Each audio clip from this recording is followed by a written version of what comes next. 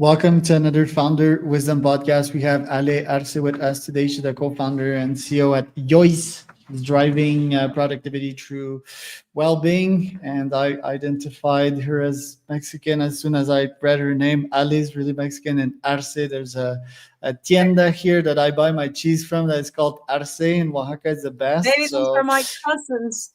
We don't know. they're your cousins. Yeah, Yeah, maybe. Who knows? it's But yeah, close. also a bit more about your background, Ale, and yeah, how you've got into entrepreneurship. I think entrepreneurship is something that I've always had in my family and done a little here and there since I was a kid. But yes, I started actually as a corporate slave very Corporate early. schmuck. Yes, and I sorry about that. And yeah, I ended up trying entrepreneurship several times until now. I kind of yes, until now that I actually like had that time and space and balls to take the leap and actually do it for long term instead of try it out a little bit and then like first great offer you get it's tempting and then you just go back to employee life when it's comfortable. But yeah, I've been in several different jobs. Actually, I think my good taste for entrepreneurship started when I started working at different startups. I got addicted to that, and the rhythm, the pace, the type of people, the thirst and hunger for getting things done, and flexibility and everything, and yeah, that made me always feel like I was going to launch my own company at some point, and here I am. Yeah, I saw Petsy. I saw Meta, which could be qualified as a startup culture back No, then. that's So terribly no, not a startup, and it was not a startup in no. 2015. When they Huh. recruited me, I had promised myself I was never gonna work for corporate, blah blah blah, only startups. But they were very good at recruiting and convincing and chasing and all those things. And I got convinced with the idea that we are a startup soul, and this is like we're moving fast and breaking things. And you remember those phrases from 2016 and stuff. And I entered, and it was like, no, this is slow as fuck.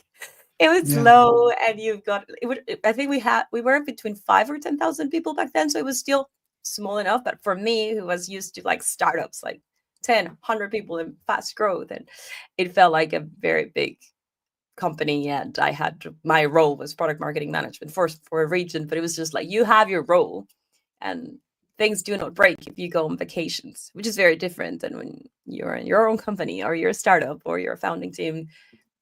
There's no vacations. Things break if you don't do all of it. So yeah, it was like kind of vacation time for a couple of years until I got a bit bored and I decided to get back on the game.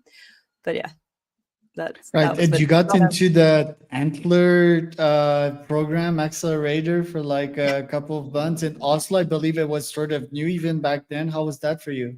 yeah. I think Antler was not new already. I knew from friend Magnus when he actually launched it. I don't even remember if it was 2017. Like it was long ago. So Antler was very well known, at least in the Nordics. I think it's newly known in Latin America right now, but it was very well known here, and it came to a point that actually one of the recruiting people, she's extremely talented. She's a partner now. She was basically saying, "You have nothing to lose. Like you just go meet great people, and you decide if you want them in your portfolio or not." And we ended up deciding, like midway, not to want to raise capital, not from Antler or anywhere. Not speaking badly about Antler at all. I actually think it's a great one of the things that I think they do the best of the best, no question, is recruiting. Like there was no question when I was in that group of people. They're like, okay, they are great at finding and convincing very talented people to take 3 months off and actually invest their time in this, and very diverse. So I think their strategy of bringing cohorts that are extremely diverse and complementary, it's very good. So I Nice. didn't regret it. Right. And yeah, how did you get into like mental wellness? Like, why was that important for you? And also, why did you move to Norway? Yeah, it's going to always be one answer for the Norway move. It's always going to be either work or love. But in my case, actually, I brought my husband back to his country But it was work first, but it was a decision. My husband is Norwegian. He had been living in different countries outside Mexico for 7 years, but outside Norway for 11 years. Then it was like time to decide if to go to Singapore or something. And I decided that it was Norway. So we moved back and here we are. But it was, yeah, because I had a link here that someone that knew the country well. But yeah, that's why I moved to Norway. What was the other question? Oh, health. The mental health, yeah. It's not specifically mental health. It was actually related or directly related to preventing and reducing the risk for chronic diseases, preventable chronic diseases. And the interest has been building up for many years, I would say around 10 years. Maybe it's very personal. It's related to my mom being diagnosed with diabetes or pre-diabetes, and it's like you have all the resources, you have all the knowledge, and still you cannot reduce. And then got investigating, did more research, and realized that in so many countries we know the how and we know the whys, and still preventable chronic diseases like diabetes, Alzheimer's, like there's so many, and I'm not going to go into the detail, are, as we know, preventable and still growing so rapidly that it's just ridiculous. So now with AI, one of my pitches trying to find a co-founder in Antler was thinking we've got a way to actually personalize the not treatment, but reduce. My whole goal was like, how can we, in a scalable way, without needing to, before even needing to get blood tests and like any kind of biological tests, we can estimate the risk of each person and reduce it by taking actions and learning throughout that. And AI gave us a way, and we started there. It was supposed to be a B2C in the beginning, but due to many different reasons, specifically saying that we wanted to bootstrap instead of raise capital, we moved it into B2B, and through the Slack integration and now Teams as well, it became the most effective way to actually be able to reach out every employee in the whole company. And what we do is you get basically like integrated chat in your work chat, whether it's Slack or Teams. And it's a completely private and encrypted conversation with Yoice that starts learning and starts estimating your risk without telling you your risks. It just tells you, it just starts finding what is the biggest opportunity of improvement for you uniquely. And it starts giving you challenges and some recommendations throughout time. So the sad part is that it's not a magic pill. It's not you do this and in a week you you are way healthier and you reduce your risk for chronic diseases immediately. But it's actually the things that we found out that was like very fast and effective was the improvement in job satisfaction and collaboration with your team members and stuff, because part of the whole process is that it actually asks you not only about your individual health, but also about your mental health and your relationship with work and how you balance time. And because everything's interconnected, we used to say mental health is separate than physical health, than your emotional health and your hormonal, like we used to take everything separately. Now AI gives us the opportunity to allow for everything to interconnect, like a functional medicine kind of mentor or something, and correlate all that in order to improve your health. And all this conversation, or it's not a conversation, it's just like a couple interactions for a minute a day, gives you support personally, but also in an aggregated and aggregated and Holistic way. gets all this to the companies. And how solid is the science proving that, like mental health and stress and cortisol lead to diseases like diabetes, cancer, or other chronic diseases?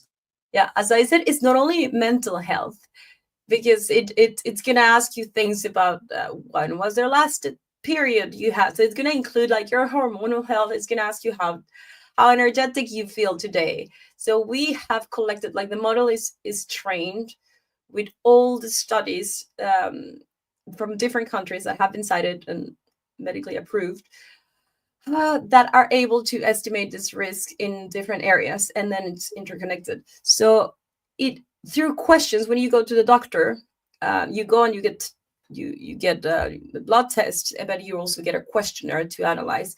And usually what the doctor does, they do an overview of your health and your background and your ethnicity and and in their minds or with their systems currently, they try to mix all together and get to like, okay, we should start here. Due to your symptoms, we should start here. And basically, I'm not saying Yoice is medical, because we are not taking that challenge of being your doctor. What we're doing is crossing all this data that some of the things, for example, estimating diabetes gets to more than 84% accuracy, like in test groups and control groups, without blood test. Having the control group actually taking blood tests to estimate if someone is going to develop diabetes in the next 4 years, etc. So it's just by the questions you actually get so much information around your overall health. That's why when you take the 23andMe, if you have ever taken that one or anything else, it follows up with so many questions, because that actually enriches the analysis and the data much more than we actually want to think. But yeah, And why start with a Slack integration?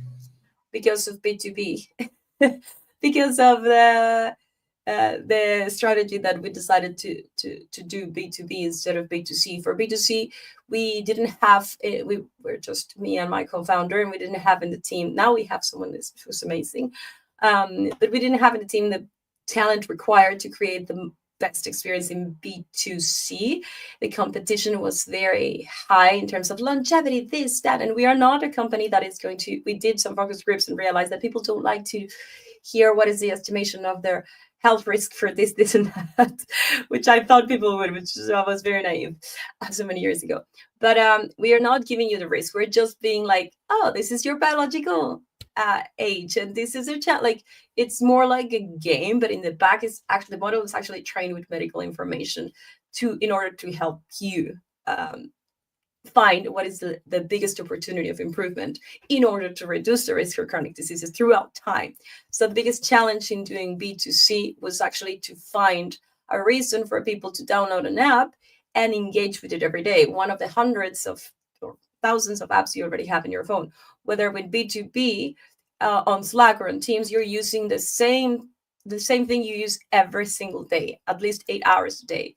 So through the same channel you already open every single day, you only get like a notification. You have a 10-second or 1 minute or 30 seconds interaction, and you get this support. So it's the key here was the consistency throughout time, instead of having to like hack ourselves into the usage of each user. So right now, one company is interested in giving this to their employees. They hire us, and suddenly we have like 500 users with a super high consistency, with 85% response or engagement rate every single day. Like, nobody can say that in their app. So that's why we found that integrating to Slack or Teams is the best. Still hard to sell help to B2B, right? Like one to a company, like most companies most CEOs or founders don't even care, or VPs, they don't even care about their own health. And then employees, they won't find the time to actually fill these forms. So how have you been tackling these challenges? It's been very slow and very referral based, and we started with some pilots. But it is true, especially now that everybody's optimizing for letting go as many employees who wants to be gone, and so like getting AI to do their job, and they have this idea that that's going to be solved, and a lot of things are breaking, and they're going to come back with some employees. But that's not the point. The point is that that our client, or we're B2B2C, right? Our last client is their employee, but our client is the company, and the company does care about productivity, does care about lowering health sick leaves, which we have here a lot. In US, they care about insurance costs and stuff. So if they can prove they're taking proactive actions to improve, especially the risk for chronic diseases to their employees, they get benefit indirectly, which is very directly. But then we also have this monthly report that they don't have to log into another dashboard and use and something. It really arrives to their emails, and it's an aggregated, as you said, is very secure, but it's aggregated data, and it tells you throughout time, not per employee, but everybody, what is the burnout risk of your employees. So right now, one of our clients had like, stress levels, burnout risk, I don't have the ENPS, like employee net promoter score, like not every single, we have like 7 or 10 different KPIs depending on what they need and want, and some questions they specifically are interested in knowing. And that's very transparent with the employee, but they can never get the ex-employees response. They can only get the aggregated data in the report, but it's very useful for them to know what's happening throughout time. So right now we had one like, oh, the motivation level improved here, the happiness level improved here. What happened? Oh, they had an offsite. Or, oh, they were working very hard to deliver this, and then you see this. So they can finally, HR, that's the feedback we get, is like, we finally get something that it's measurable, and we can correlate with the efforts we're doing as an HR, because usually in HR, we do this, and we create this, and we only get the complaints from the employees, but we don't get data to support our decisions or in investments, whether it is in Yoice or in any other platform or service or support, whatever. They just give, oh, okay, gym membership for everyone. Who knows who's using it, and suddenly they realize that nobody's using it, but they're paying for it and stuff like that. So Yoice has actually become a tool for the company to evaluate the impact they're having and actually being able to measure HR efforts and results and things throughout time. That's their benefit. That's where they get interested. Seems like I'm frozen here. Oh, yeah, you are. And sorry, my visual is frozen, but yeah, tell me about like the economics of the company, like how many clients you have right now. I'm not gonna share those details at the moment. Are you seeking for some more funding? Oi, you froze again, both audio and image. Yeah, I'm not sure why my computer is There- lagging, but yeah, you're like, give me just a better portrait of the company. Like, if the funding, like, is that your main objective this year? And then how you acquire all these customers? Like, what are your go-to-market efforts looking like right now? That's gonna be a non very loving question. Like, people are not gonna love my answer, but no, we're not looking for funding. We are betting and actually making a business profitable and growing consistently without funding. If we need to scale, and if we change our strategy and we want to scale big and go big or go home and all those things, then we are going to change to raising capital. We were approached by some VC funds in the beginning and explored different. Yeah, we talked very transparently, and it was not in our interest to raise capital. So that's not the exciting answer people are looking for. Like, yeah, you raised capital and you are evaluated. And yeah, at this much stuff, we are really looking to build a sustainable company that grows by how it's been growing by referral, and that it's not just being pushed into nowhere. That has really allowed us to move fast and change and pivot every time it's needed and learn and go. Yeah, so. And what does sustainable means here? Like you said, referral, but you also invest in ads, or it's pure product-led growth? No. We have done a little hacks here and there, and we have we started with like the second layer of our network, so not our direct, because it's always, I don't know if you've experienced it, like your first layer of people that you know, it's very hard for them to jump in whatever you build. But then the second level or degree of your network is easier, and that's how we've been started. We started with some pilots, like completely transparent, just saying like, we're gonna test this. If you're open to like test it with us, it's for free for this amount of months, and if you're interested, you can get it. And that's how we started, screwing up a lot and learning and getting into where we are right now. But it's basically reaching out in LinkedIn to like target very good companies we wish to have. We've gotten, it's been several things we've done, and I'm actually very curious to hear because that's your expertise, lead generation in B2B, and you have something around health there. But we've done some cold marketing, and we got some expert actually working with us fully on by commission stuff. But that was my bet. My bet was that it was going to not have that much success, but I have zero sales experience. And I hear you are like all in on cold emailing. Cold calling works better, but cold emailing. Do you use AI platforms and stuff, or it's like what is the Yeah, I certainly they're very bullish on cold email. Like fundraising, I'm still not convinced, right? Like I'm very libertarian, so I'm not sure if I would want to have an old VC on my cap table. If it's someone that I agree with, and they know my values, they know that they're risking their money. Maybe I'm not sure if I have the right models right now. Also to warrant that capital. I have a couple of SaaSes, but I want to test fully bootstrap before. I do think that with AI agents that are coming up right now, you don't need to build gigantic, bloated companies. I think you can have a couple of agents constantly generating cash with that. And for example, a cold email agent, for example. Um, Mm. yeah, I'm definitely still bullish on sales, right? Like I think I work with a bunch of Antler and YC companies, and the most successful ones that I've seen, they have an epic product, but they also have epic sales funnels, right? So that's how they win. It's no longer sufficient just to have the best product. So yeah, that's what I've been seeing. And yeah, like using AI at the sales levels is quite powerful. There's so few companies that are doing it right now and doing it well that yeah, it can be great. But I still think that yeah, it's a retention game, right? So the game is like getting the best product out there. So what's your role in the company? Like do you handle also like customer feedback? Precisely what does a day in your life look like? Everything. We are a very small team, and we have around 9 people in the team. So my role is from admin to product to marketing to sales to HR and ops and yeah. So design and yeah, but we've got per person and design and stuff, but like I'm overviewing basically everything. So it's a very, very small team. We are just yeah, I don't know if you've been in a tiny small team. I've been in several. So you wear all the hats, even, especially the ones that nobody wants to wear. Those are the ones you wear the most. Do you Yeah. vibe code nowadays on your Yeah. side? But I vibe code. To be honest, I vibe code.